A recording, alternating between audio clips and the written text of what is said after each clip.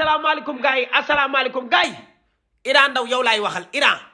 nekkal mag te xam ne kilifa nga daa am ñu lay déglu am ñu lay suivre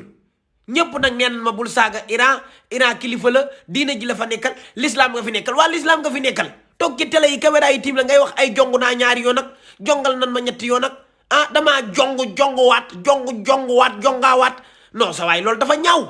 Iran loolu c'est honte kilifa nga man duma la dépassé de bu doon kenn na mu am na fu ma jaar mais oustaz nga kilifa nga télé yi buñ la tiimee lu nu dugal la ni wër bu la télé yi tiim micro yi tiim la ngay ratatati mel ne métti bu bënn non c'est honte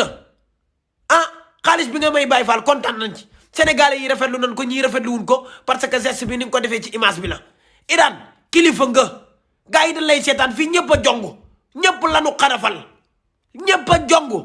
xam nga ne yow leer na la bu baax ne koy bu gàtt moo gën naqum neen asalaamaaleykum gars yi asalaamaaleykum gars yi Iran Ndao yow laay waxal Iran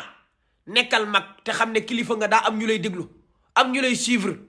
ñëpp nag neen ma bul saaga Iran kilifa la diina ji la fa nekkal l'islam nga fi nekkal waa l'islam nga fi nekkal toog ci télé yi caméra yi tiim la ngay wax ay jong naa ñaari yoon nag jongal nan ma ñetti yoon nag damaa jonguwaat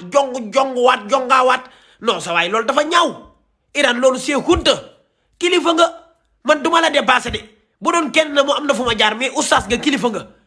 télé yi buñ la tiimee lu nu dugal la ni wër bu la télé yi tiim micro yi tiim la ngay ratatati mel ne métti bu bënn non c'est honte xaalis bi nga may bàyyi faal kontaan nañ ci sénégalais yi rafetlu nañ ko ñii rafetlu wuñ ko parce que geste bi ni nga ko defee ci image bi la Iran kilifa nga